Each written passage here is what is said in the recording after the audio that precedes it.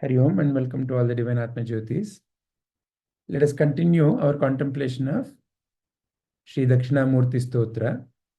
Today, let us take up the fourth shloka from the main section for our contemplation. So, as usual, there are 4 lines and we are going to contemplate them together in each of the shloka. So, today's shloka is Naanaac-Chidra-Ghatto dara-Sthita-Mahaa-Diipa-Prabhaa Bhaasvaram Jnyaanam Yasya tu Cakssur-Aadi-Karanna-Dvaaraa Vahih Spandate Jaanaam-Iiti Tam-Eva Bhaantam-Anubhaaty-Etat-Samastam Jagat Tasmai Shrii-Guru-Muurtaye Idam Shrii-Daksinnaamurtaye. So, it essentially means, as the light of the great lamp situated inside a pitcher having many holes shines outwards, similarly, the knowledge of that is the Atman, throb outwards through our eyes and other sense organs. I know, he alone shining, this entire world shines. Salutations to him, the personification of our inner Guru, who awakens this knowledge through his profound silence. Shrii-Daksinnaamurtye. Now let us begin our contemplation.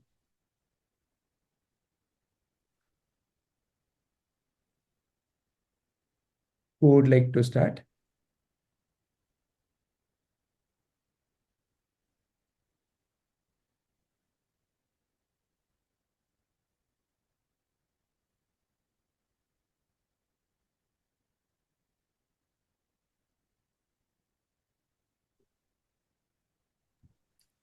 So, KG, would you like to?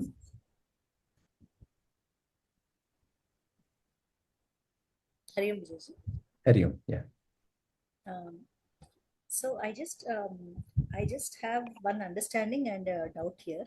Yeah. So, I understand that just as in a pot there is suppose there is a light, and the pot has various ways of emanating the light outside.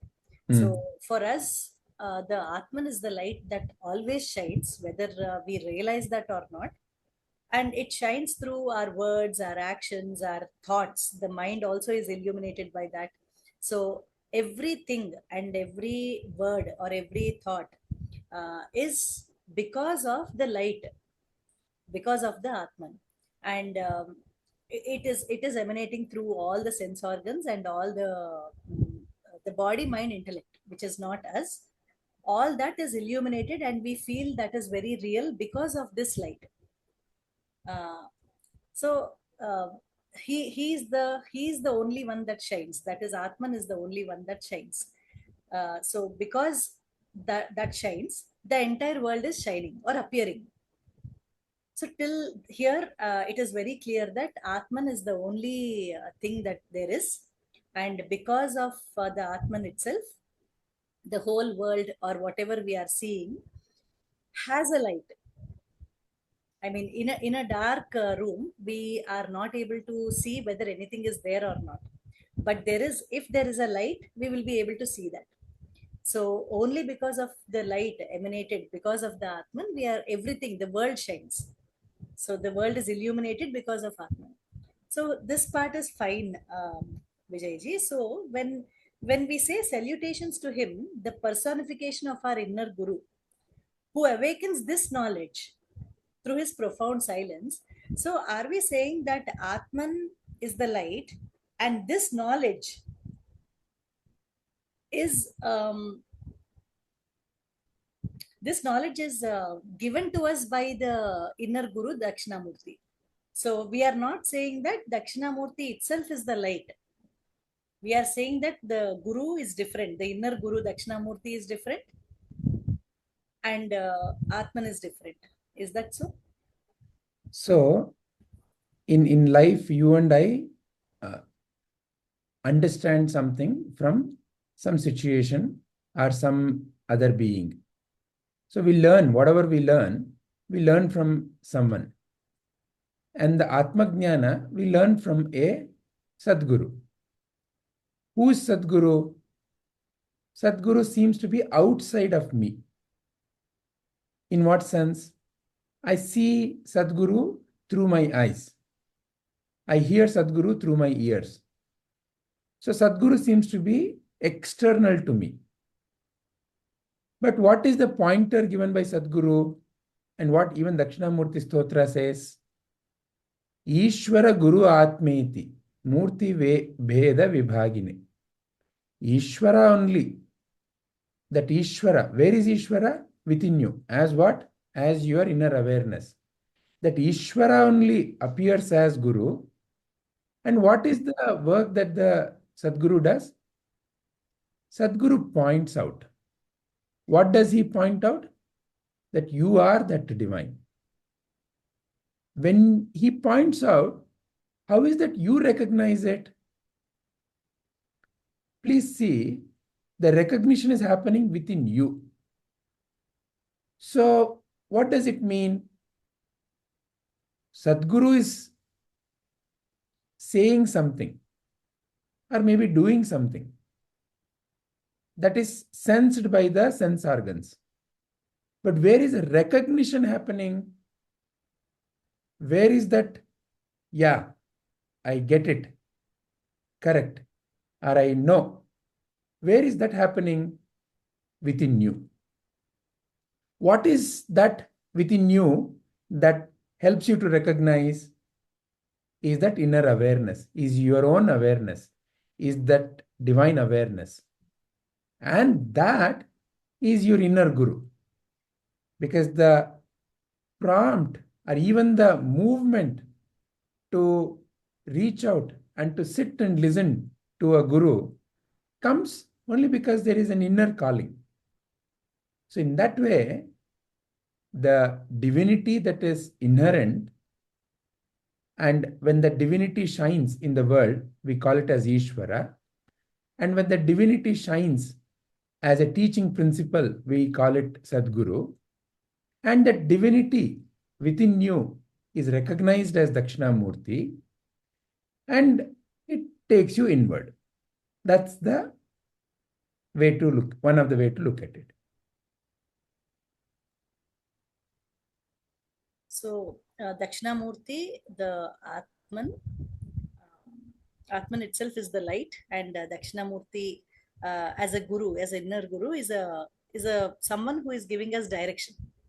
So that too. So how do you, what do you seek out? How do you seek out what you seek out? Yes. So all this is one. Basically, Atman itself is Dakshinamurti, which is showing us direction inside. Yeah, and that reflects outside as a external teaching principle. We call it as Sadguru. And that is the inner principle only. So there is no out, but that is initially appearing as out. Yes, Vijay. Can I go, sir? Vijayji? Yeah, please. See, I feel that when you talk about silence, there are 4 aspects to it. One is knowing, doing, having, and being. Okay. So when I look at from a knowing, doing, and having, it's the small I which is represented, and the being is the big I. For example, when I say I thought, it's different than thought arose.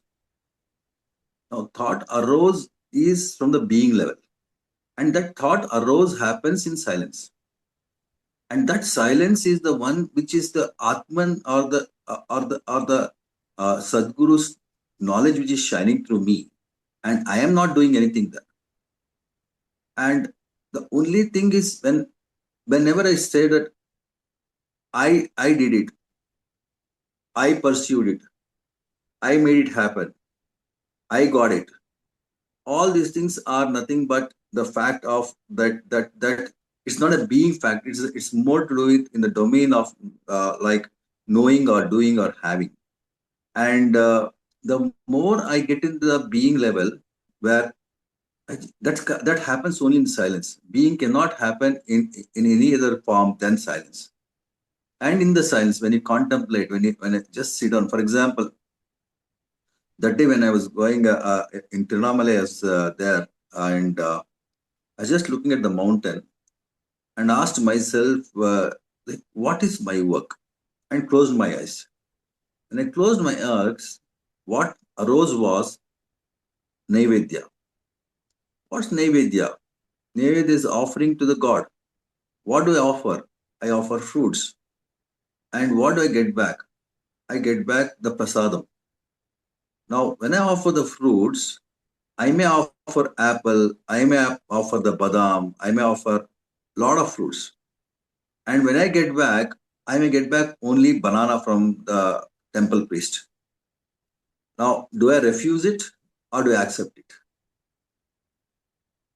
At a being level, I accept everything what comes to me. But at a having level, I only want that thing what I feel is useful or requirement or liking to my life. So the distinction what was there was that at the being level, everything and anything is acceptable. At the having level, only that which I feel is useful to me or which is required to me or liked by me is accepted.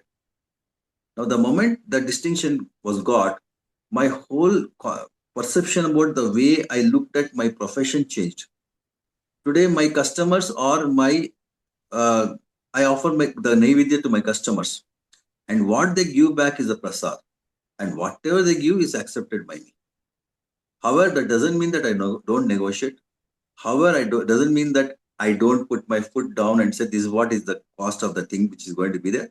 But what's important is whatever happens after that is just okay, because the universe is too big to take care of it. So there's no fighting. There's no fighting. There's no resistance. It's just acceptance. So everything happens in that silence, and being can occur only in the silence. And that's what I feel this shloka is representing. Very nice. Thank you, Arjunji. Who would like to go next?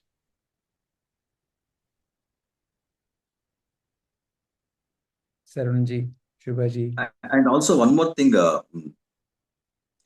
thing, sorry.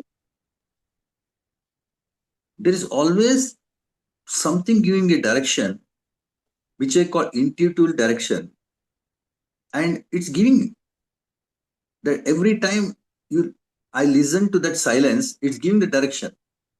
But there's something which comes up and says that, no, like for example, object, I want to have this object. Now, who wants to have this object? I want to have this object. Now, who is that I? That is that small I which is craving for that object. And I know that that's not the right thing. Somewhere deep inside, it says that, no, this is not the right thing. This is not the right thing. This is not the right thing. It goes on saying that you choose this, you choose this, you choose this. But between the thought and the action, if I don't give that gap and listen to that silence, then I act through my small I. But the moment I give that gap and listen to that like silence, then something else flows through. And that's where the choice is made, which is much more what we call it as the universal choice or the divine choice.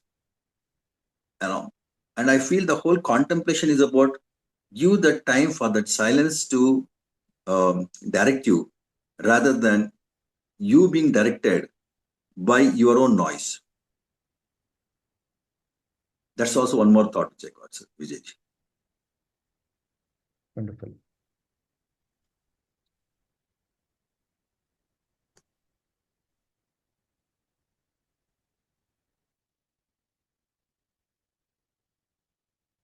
Padmaji, would you like to go next?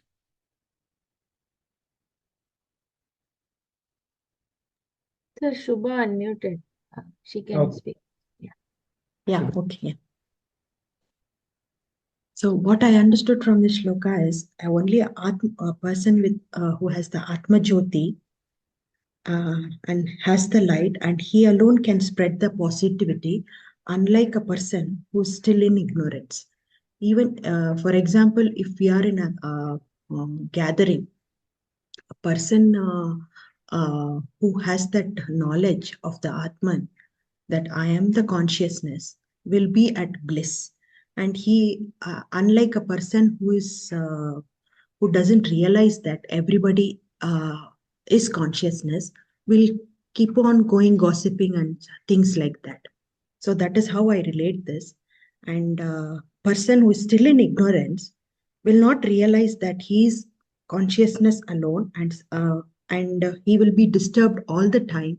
And unlike a person who realizes that everybody is Atman, will always be in bliss. So this is what I understood. The one question I have here is, why is there a reference to the pot with many holes? That reference I want clarification, sir. Nice. Yeah. So there are two ways of looking at it. As a body, there are 5 action organs. What is appearing as action? What is action in the first place? When we look at it from outside, we see, okay, hands are moving, sound is coming. So like that, we see some external manifestation of the action. But if you go a little inside, for you to speak, which is heard as sound, and later you interpret, the speaker is thinking about it.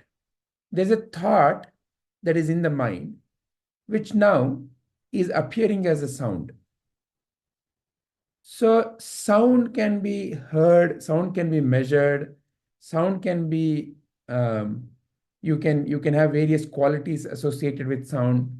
Oh, what a wonderful voice, or oh, what a harsh voice. All these kinds of adjectives can be added. Whereas the thinking itself is not seen. And what is powering that thought itself? So fundamentally, it is the light of consciousness, Atmajyoti, that is appearing as that unseen, is appearing as that seen.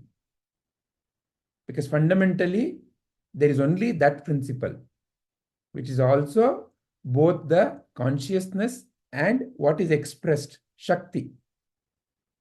So, when you look at it at an individual self, this is what can be seen.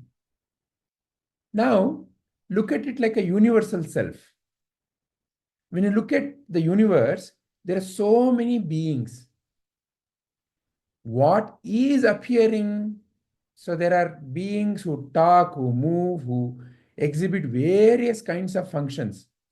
What is appearing as all those various forms, which also are throbbing with this consciousness? What is the one behind that? It is that light of self only. So here, Shankaracharya ji has given us a nice visualization. When there is a pot with light inside, it may appear through the holes as if different light. When you look at the external, it appears like, oh, there is this hole, so there is one light, there is this hole, there's another light. So like that, you may feel as if like as many holes are there, as many lights are there. But the analogy is there is a picture and there's one light inside, and that is appearing, that is shining out. So the divine light of the self is what is appearing within you and in everything. So there is that Dakshinamurthy only to bring this clarity. This analogy has been given.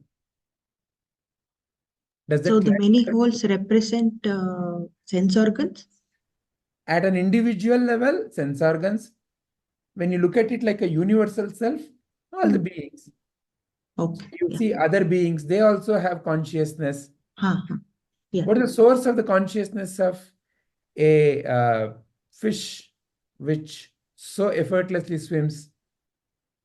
What is the source of the consciousness in a plant which seems to go towards the sun? So there is consciousness only, which is throbbing in all beings at different levels. But what is the source of that consciousness? That source of the consciousness is that which is within you. Got it, sir. Thank you so much. Yeah.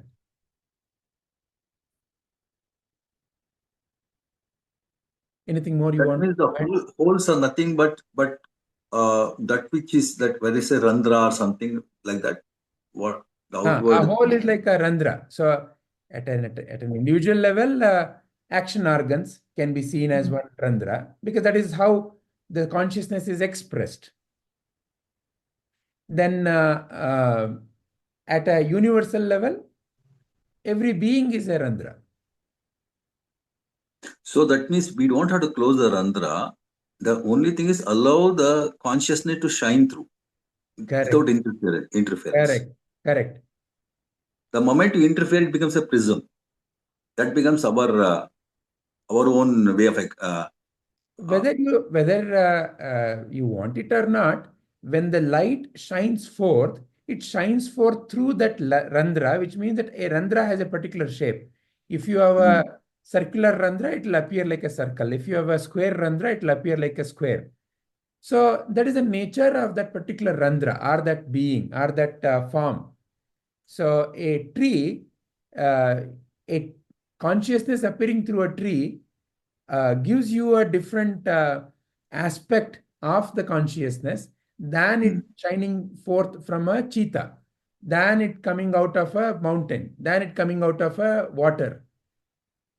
So that's why we cannot really qualify this as this or that alone. All these innumerable qualities that seem to appear can be understood as manifestation of that divine light of the self only. And also, Vijayji, that also leads to one fact that allow the light to shine through the way, according to the nature of yours. For example, nature of yours means the nature of fire is to burn, the nature of water is to flow, and so like that, the nature of cheetah is to eat other animal, and the nature of cow is to eat grass. So like that, if it interchanges, then then the whole thing is lost. So that means the consciousness also is like flowing through each of the bodies or each of the creatures in such a way that it lives according to its own dharma or its own nature. Absolutely. And it is the human creature who has to realize what his or her dharma is. Okay. And it is only the human creature who can realize that his or her dharma is the divine dharma. Like you rightly pointed at, what is my function in life? My function is to function like a karpura, to become a naivedya. Not even be that or this naivedya. Be a karpura, to burn and to shine and to simply obliterate.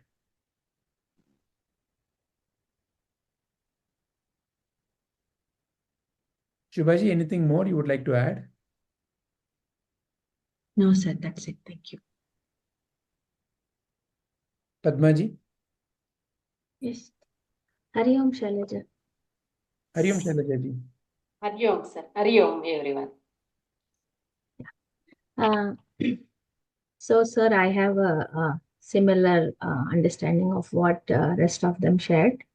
So, the first shloka, I understand that the lamp is one, but shines through many holes. Like you mentioned, at one level, it can be the different shapes of holes. the picture that you depicted was having all circular holes, but that need not be.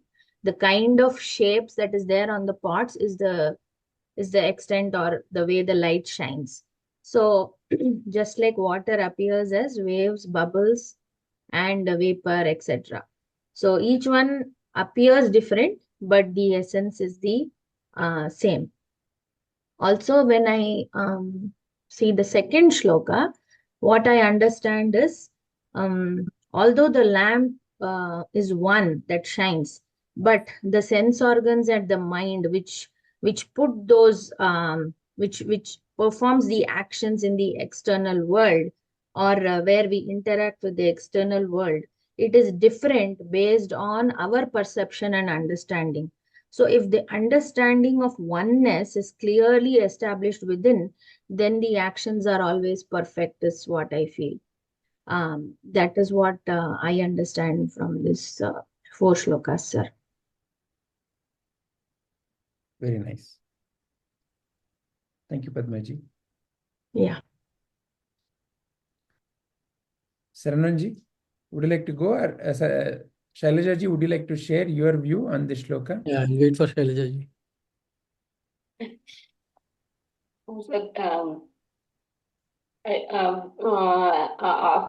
That is as per Padmaji's understanding. I think this is related to the inner knowledge. Briefly, I will tell you, sir, whatever I have understood from this. I think the knowledge within us, what it reflects, I think, and it also reminds me one more shloka Shri Adi Guru Shankaracharya has composed, that is Eka Shloki Kim Jyot, and even Padmaji is aware of that shloka. That is Kim Jyotis Tava Bhanumana Hanime Ratrau Pradipadikam. That shloka is a very beautiful shloka that I can relate it to this. That is he has that is one person, that is where do you see this light, that is from eyes, and next level is through our intellect, and then from inside, when even during darkness, how will you see the light? That is through inner world. That is that shloka reminds me by seeing this. But yeah, that's I can relate it to. That's all I know about this. Very nice. Ekashloki takes you from out to in, whereas this shloka is in to out. Oh, okay. See, Ekashloki helps you to see what is really the light. Because we think, okay, an object, how are you seeing an object? Because of light. Which light? Sunlight.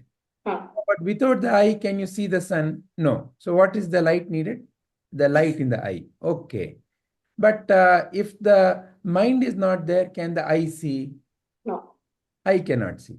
Okay. But in the mind also, if the intellect is not lit up, can you see? No. So it is the light of the intellect.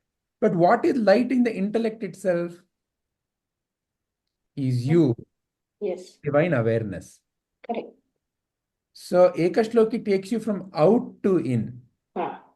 Here, Shankaracharya ji is giving how the world appears. What is world? World is nothing but what is consciousness only. How it is so? When that question is asked, he's giving us this analogy. See, you have a dark room, you have a pot, and pot has many holes. And let's say there is a lamp inside that pot. When you see from outside, like how you see in this picture, as an example, in this picture, how you see, if there is a lamp inside, from outside you may see many different shapes and forms. Correct. Yeah. Because of the holes. But what is the one which is powering all that? Is there is a lamp inside. Correct.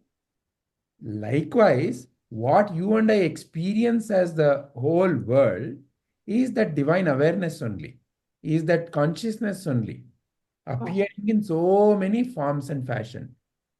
And how it is so? Just like how that light is inside and shining out, it is inside you and it is shining out. It is not out there, but it is in here and it is shining. It is in here that it is shining. From within, it is shining. As the pattern changes, our view also changes. Is it so, sir? Yeah, of course. But what is the source of all that recognition? Correct. Yes. Pattern may change. Situations of life may change. Day happens, night happens. Somebody comes in front of you. Somebody goes out from front of you. All that is the various changes that are happening. But what is helping you to recognize all this? Yeah, from inner consciousness. That awareness only. Yes. And it is this awareness only that is shining as the world. Yeah. So if, let's say, your inner world is peaceful, the outer world also is naturally going to appear peaceful. If the inner world is disturbed, naturally the outside world is going to appear disturbed. So whether it is peaceful mind or a disturbed mind, both the minds are lit up by what? Awareness. Yeah. So therefore, the only difference between a aware being or a woken up or an awoken being and one who is still sleeping is that the jnani or the awoken one has recognized what is the source of this entire, what we call as the world. Okay.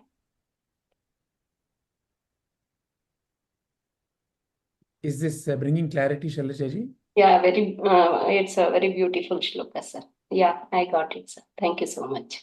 Yeah. And to kind of get another kind of a pictorial view of what appears as knowledge. So if you see here, the light is one. But when it goes through prism, it breaks into 7 different colors. Correct. Yeah. Just like that, every mind is like a prism. Every mind has gathered various vasanas. And it is the vasanas that appear as different shades of various forms and functions. So fundamentally, it is the varna in the mind. That is what you and I see as, oh, he or she is like that, or that animal behaves like this. So all that is nothing but the light falling on that prism called as the mind, and that how it expresses outside is what you and I see as these 7 colors.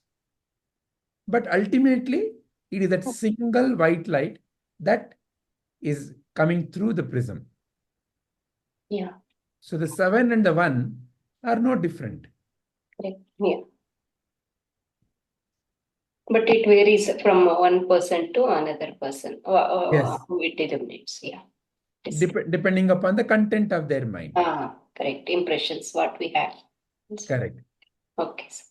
Thank so you. when you say I know something, it is the awareness within you. It is that awareness who you are. That is what helps you to recognize anything in life. So that alone is the only unchanging aspect. All your life is seen only in the light of the awareness. And in that particular sentence, when it is said, all your life is seen in the light of the awareness, who are you with respect to the light?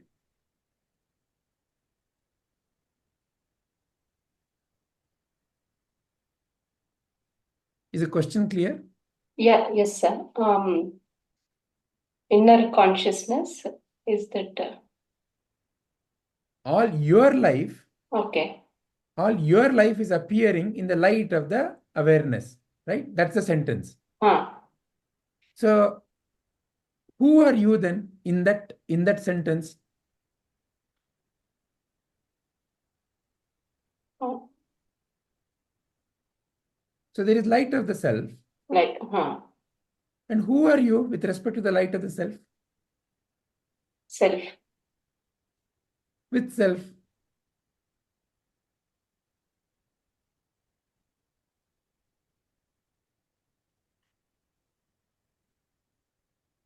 What you and I recognize, what you and I hold on to is a story of, who I am. When you and I say, what my life is, who is narrating that story? Who's narrating that story? Where I was born, what happened to me, when I went to school, who my friends are. Atman. True, it is powered by Atman. But who is narrating all this story? The ego. The ego. Okay. The ego self, the identity.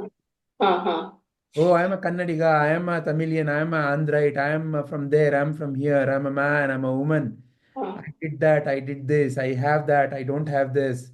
All these stories are narrated by a idea called as ego, which is nothing but a thought. And that thought has no self-existence.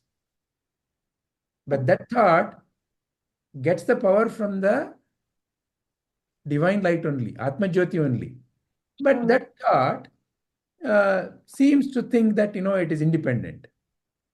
So the whole Maya is because this thought called, who I am, the ego thought, has been given a higher pedestal.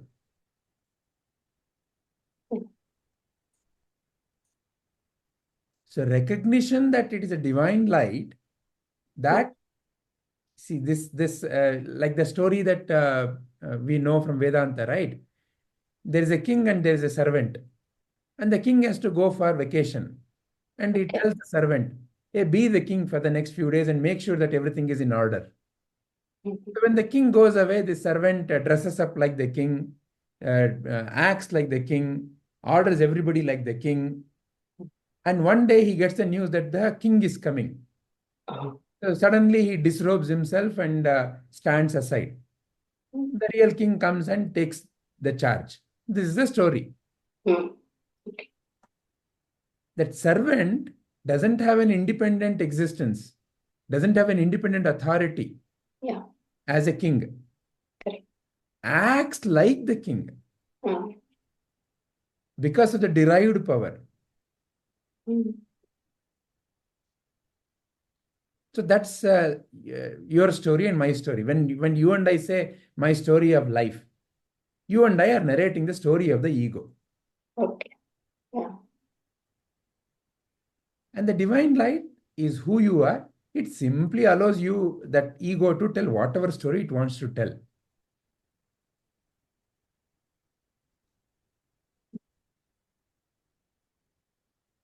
Is it the water story it wants to tell, or it is something like it wants to it's telling its story, but I am interfering with the story? No, see, at the end of the day, the light is light is light. It simply allows the mind to reflect and to shine. So what is in the mind? That is what gets projected into the world. Okay. So therefore, the ego is the one which is making an effort to refine the mind. Because at the end of the day, ego also gets into a story that, how terrible my life is. I'm miserable. I have to get out of this misery. When it has found the ends of its play. So that allows that ego only to make an effort. So the divine light is simply there, shining, never interfering. And it is this mind where you and I refine. And as the refinement happens, the action that flows through that mind appears universal, which you and I call as divine. Because as the refinement happens, as the illusion that I and you are separate falls away, the behavior will be very universal, like a mother to a child. So, as you're sharing this, Vijayji, I'm getting a nice thought about how the mind can be refined, and it comes through a song. Maybe if not now, later point of time, I would like to sing that song. We are always big pujaris of your songs, so you can sing the song now. Thank you.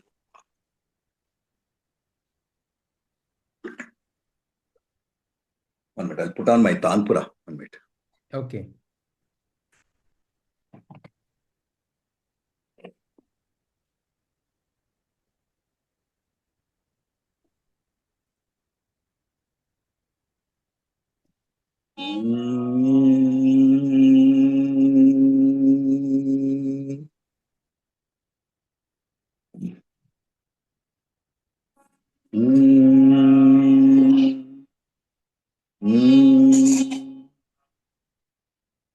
मनव शोधिसबेको नित्य मनव शोधिसबेको नित्य ದಿನ ದಿನವೂ ಮಾಡುವ ಪಾಪ ಪುಣ್ಯದ ವೆಚ್ಚ ಮನವ ಶೋಧಿಸಬೇಕು ನಿತ್ಯ ದಿನ ದಿನವೂ ಮಾಡುವ ಪಾಪ ಪುಣ್ಯದ ವೆಚ್ಚ ಮನವ ಶೋಧಿಸಬೇಕು ನಿತ್ಯ ಮನವ ಶೋಧಿಸಬೇಕು ನಿತ್ಯ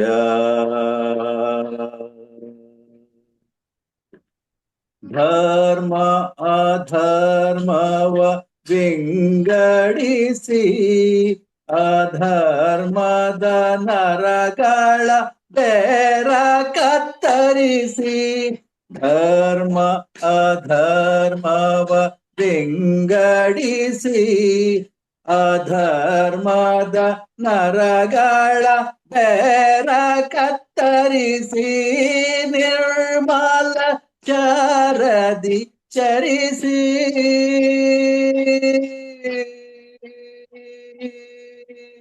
ನಿರ್ಮಲ ಚಾರದಿ ಚರಿಸಿ ಪರಬ್ರಹ್ಮ ಮೂರ್ತಿ ಪಾದ ಕಮಲವ ಭಜಿಸಿ ನಿರ್ಮಲ ಚಾರದಿ ಚರಿಸಿ ಪರಬ್ರಹ್ಮ ಮೂರ್ತಿ ಪಾದ ಕಮಲವ ಭಜಿಸಿ ಮನವ ಶೋಧಿಸಬೇಕು ನಿತ್ಯ ದಿನ ದಿನವೂ ಮಾಡುವ ಪಾಪ ಪುಣ್ಯದ ವೆಚ್ಚ ಮನವ ಶೋಧಿಸಬೇಕು ನಿತ್ಯ ಮನವ ಶೋಧಿಸಬೇಕು ನಿತ್ಯ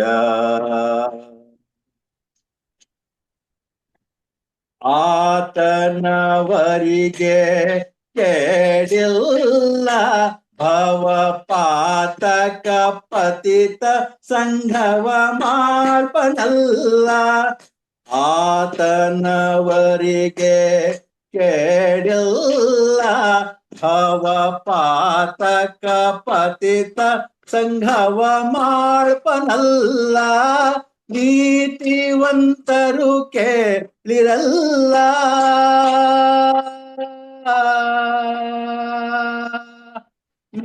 ನೀತಿವಂತರು ಹೇಳಿರಲ್ಲ ನಮಗಾತನೆ ಗತಿ ಇವ ಪುರಂದರ ವಿಠಲ ನೀತಿವಂತರು ಕೇಳಿರಲ್ಲ ನಮಗಾತನೆ ಗತಿ ಇವ ಪುರಂದರ ವಿಠಲ ಮನವ ಶೋಧಿಸಬೇಕು ನಿತ್ಯ ದಿನವು ಮಾಡುವ ಪಾಪ ಪುಣ್ಯದ ವೆಚ್ಚ ಮನವ ಶೋಧಿಸಬೇಕು ನಿತ್ಯ ಮನವ ಶೋಧಿಸಬೇಕು ನಿತ್ಯ ಮನವ ಶೋಧಿಸಬೇಕು ನಿತ್ಯ.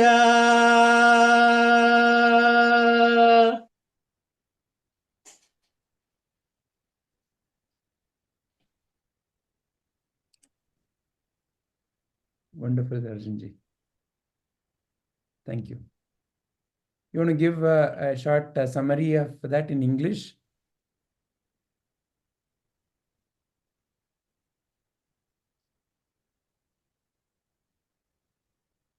ನಾನು ಕೊಡ್ಬೇಕಾ ವಿಜಯಜಿ? ನೀವೇ. ಯಾಕೆ ನೀವೇ ಕೊಟ್ಟರೆ ಚೆನ್ನಾಗಿರುತ್ತೆ. ಸೊ ಮನವ ಶೋಧಿಸಬೇಕು ನಿತ್ಯ.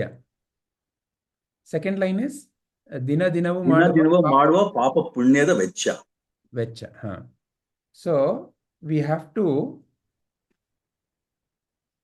look at what is the action that we are performing, what is the thought that is happening in our mind every moment, because the right thought brings out the right action, and the right action is what we call as dharma. What is right action? That which seems to be harmonious. When the wrong action happens, it will cause disharmony. So when disharmony is there, life seems disturbed. So fundamentally, Purandaradasa is calling us to look at what is that you and I are doing. Manava shodhisabeku nitya.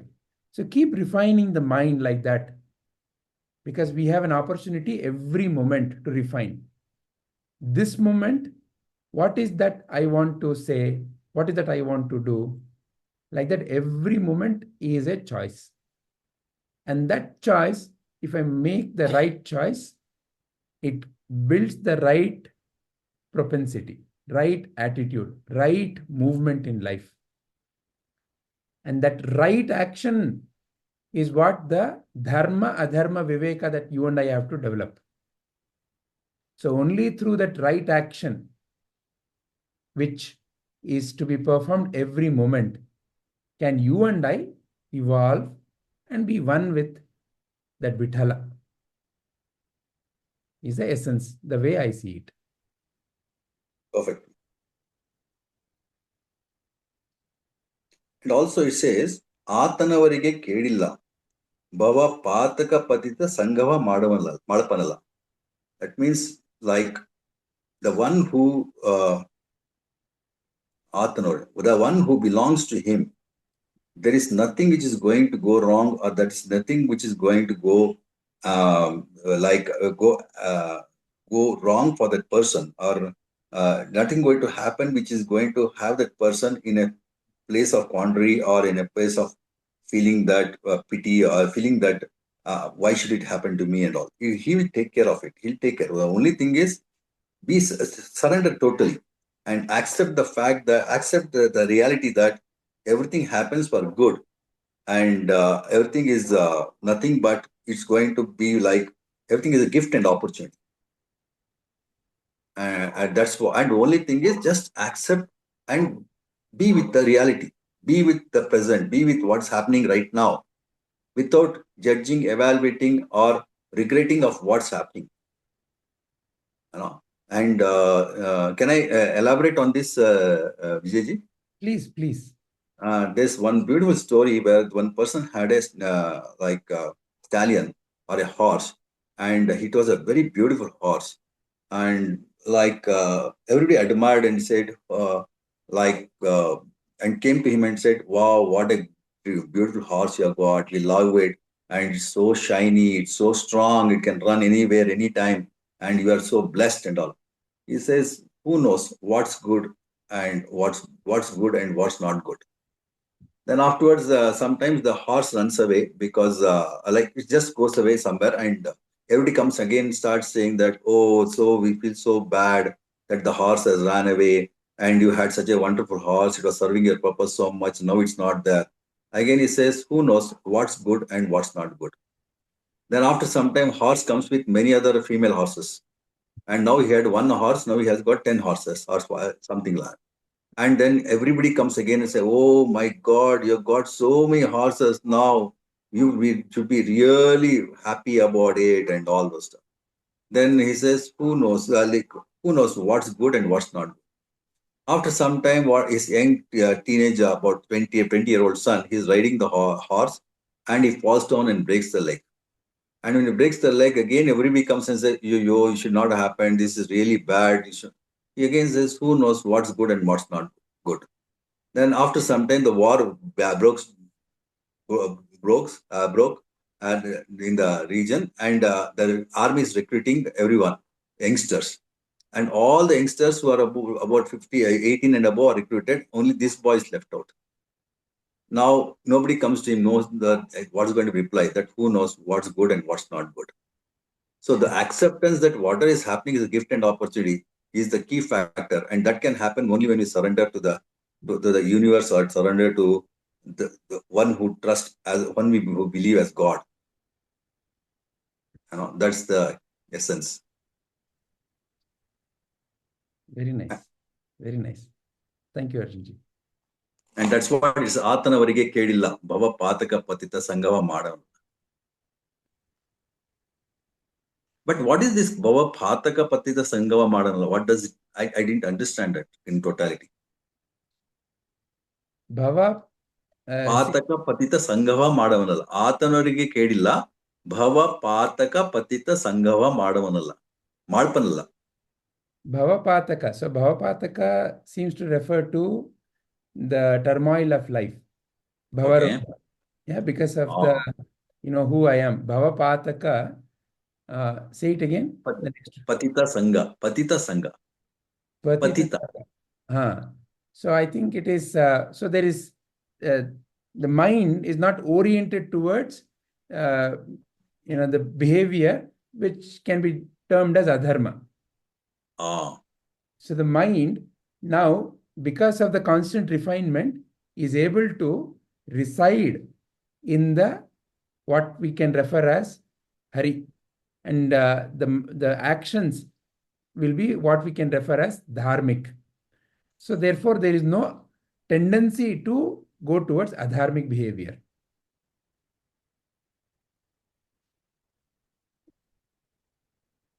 And also nowadays, Vijayji, there are two things which are I'm observing. That is occurrence and grace. Occurrence is something which I have realized that I never thought that I needed it, or I needed it, or I did not think that I needed it. But when it comes, I felt, oh my God, I didn't put an effort, I didn't look for it, it just occurred. That's one thing. And and the other one is grace. And grace, my guide Kichu says so nicely, grace is the undeserved gift of God. And these two are the one which I am finding and that is what I call as miracle of life when it happens. And I'm experiencing that miracle of late. And grace is to come back again to this group is a grace. So which was missing for a long time. So I'm experiencing that, and that is something which it came as a thought. I may not be relevant to what we're discussing, but I just want to express. Wonderful. Saranji, would you like to share your views? Always good to have Arjunji. Lot of outside syllabus. Right, knowledge comes. Outside syllabus, out of syllabus. we start with the book and we think this is it, and then as you said, the grace is flowing from different directions. We just have to be open and like be ready to receive.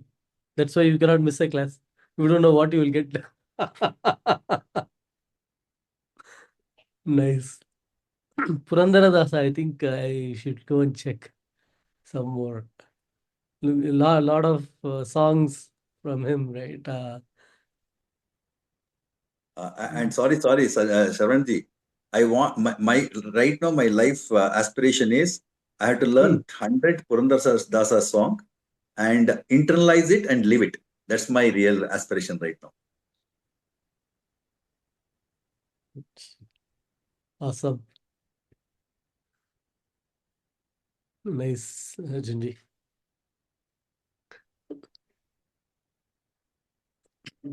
Okay. So, yeah.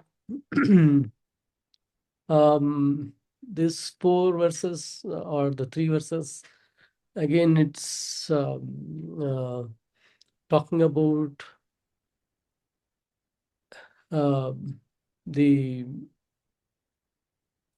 then the nature of the essence Atman, that Atman alone is shining, and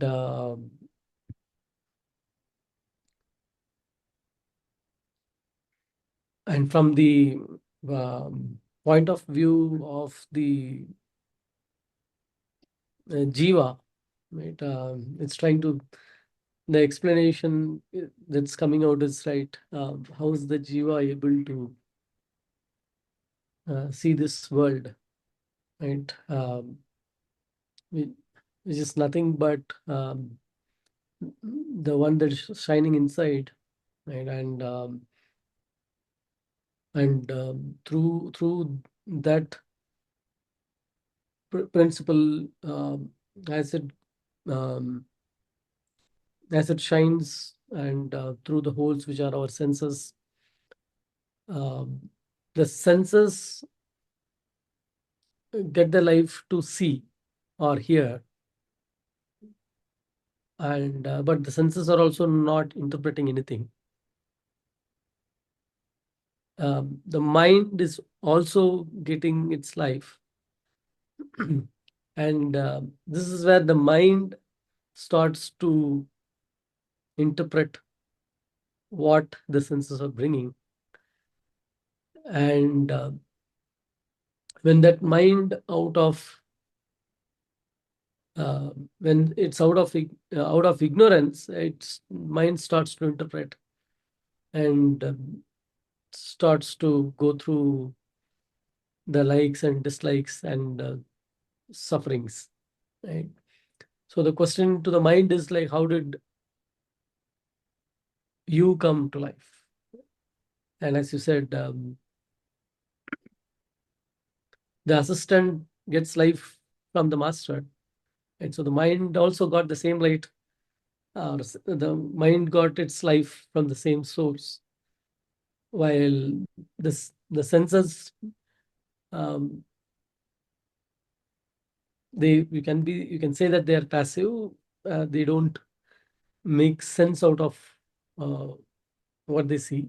For the mind, it's about, or I would say, the mind is among the senses at a higher level, where it's able to it has that intelligence to interpret, and now the same intelligence has to be refined to interpret the truth, which is like, I came into being from that source, and without that source I'm not different. And without this knowledge, if I try to interpret what I see or what the senses bring, it's going to be like, there's going to be endless experience, because trying to figure out the outside picture, which is being given by Maya. There is no end to it, and so the life will keep going. So the day has to come where the mind has to start questioning and go back to the source and realize that there is the only one that's shining, and everything else is appearance, and they continue to appear as long as I get attached to what the movie is, or when I think that the movie is real.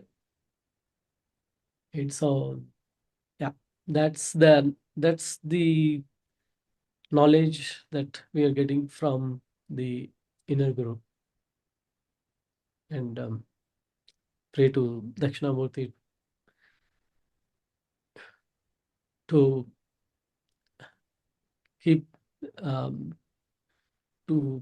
keep me in that state,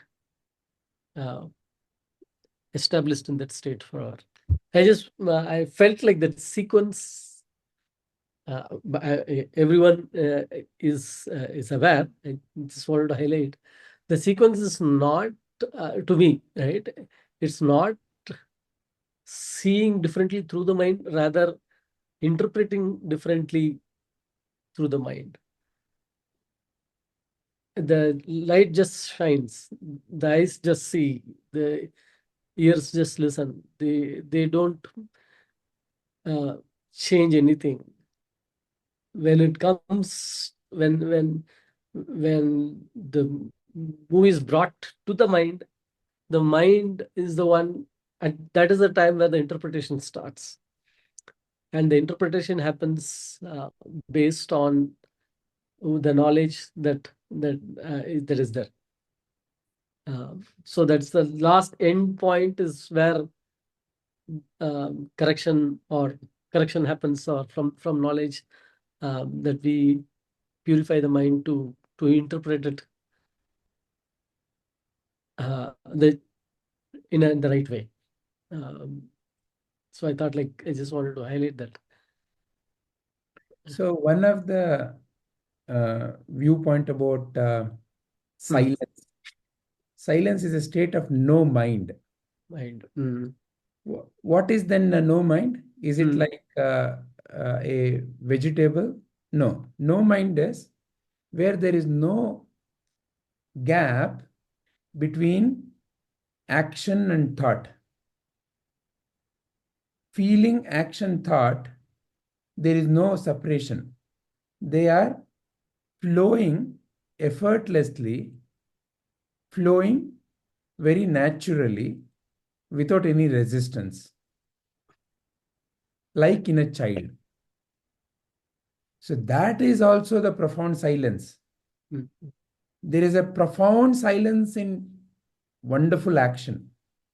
An action where there is no mind, like a child's action, is a profound silence. So by silence, interpretation is not only about no sound. A pure action is pure silence. Because in that also, it is that divinity only that is shining. Divinity only is shining all the time.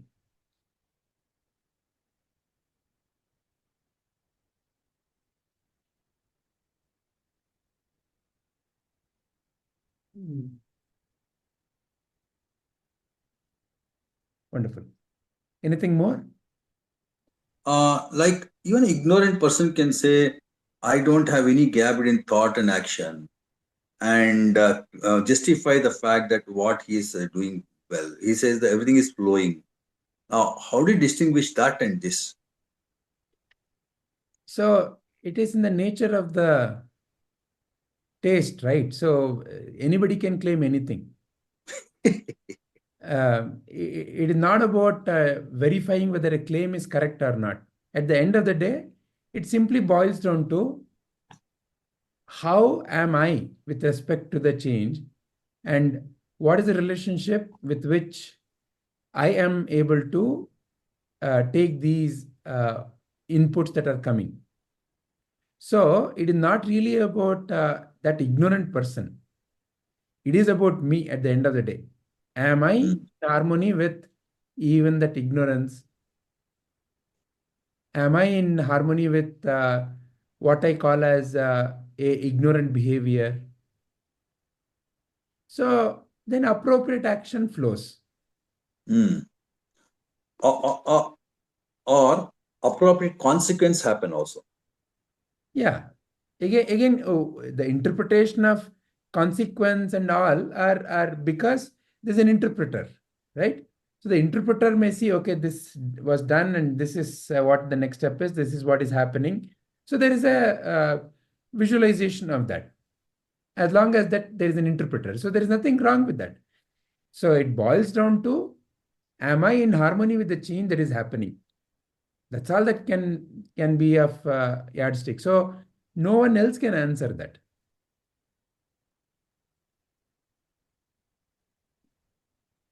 Just want to add, a child is in bliss as the mind has not fully developed, and we also experience bliss in deep sleep, but there the mind is absent again temporarily, right? And the English Mahavakya goes, innocence is bliss, as long as that temporary innocence stays, right? But then permanently we have to get that bliss, which is only through realization of the truth. There is Not only in your deep sleep, Sharanji. There are situations of life, when you seem to be simply in action is happening and there is no major interpretation happening, right? Is that not able to recognize that? No, not about not recognizing. It's about, see, what is referred as a state of flow. As an example, as a simple example, if, let's say you really love singing, like how our Rajatji.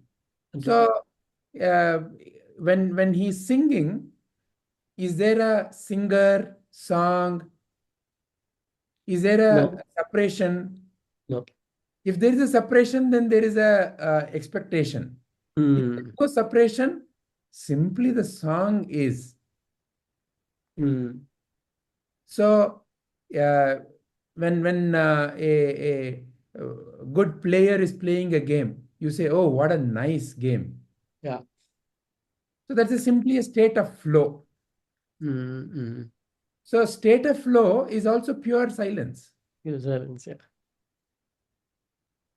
There is a pure manifestation happening. So again, the mind is not the interpretation part of the mind is not working. Yes. So the mind doesn't know that, right? That the thinker is absent. The thinker is absent. And the thinker comes later to say, oh, I did it. Yeah. Or how did I do? So all this is a thinker asking the question. The thinker is absent. Simply that flow happens. You ask any of these people, how did it happen? It was so marvelous. Many a times. Many a times they cannot explain. Seemed to happen. I wasn't there. It's as if like that interpreter, that thinker, is able to simply go to the side part of the Rangamantapa and notice that drama that is happening with full awe. It is happening. How? Don't know. So many times you may feel, okay, how did this response come? And I didn't think about this at all, but this response seems to be so nice. So that is a kind of like a very naturally that is happening. And that is how the universe works. So as one gets acquainted with it and as one trains the mind to be more and more like that, then even in action, only pure silence. And that is the Sahaja Samadhi that Prabhuji is pointing at. Sahaja Samadhi doesn't mean that sitting with the eyes closed. Sahaja Samadhi is your natural state. You are that eternal witness in every situation of life. And one more thing, when you're sharing this, Vijayji, I think the separation happens because of the Shadvargas like Kama, Krodha, Bhaya, Moha, Lobha. You know, like I think that is the thing which separates the whole thing. And the moment that disappears, then again there's no gap. Correct. That's what I'm reading as a. And Arishadvarga happens because there is a seeker who's seeking something from life. So there is a I which is responsible for these Arishadvarga to appear. There is a I. And why it's called? separate. Yeah. Sorry. No. And why it's called Ari Shadvarga and not Shadvarga? Ari. What is the Ari there? Means opponent. Ari means a Shatru. Shatru. Okay. These Shadvarga, these 6 Vargas, these 6 separations are like the Shatru of who? Of you from realizing your true nature. Achha. So nice. Yeah. All right. Shall we conclude on this? Yeah. Hari Om.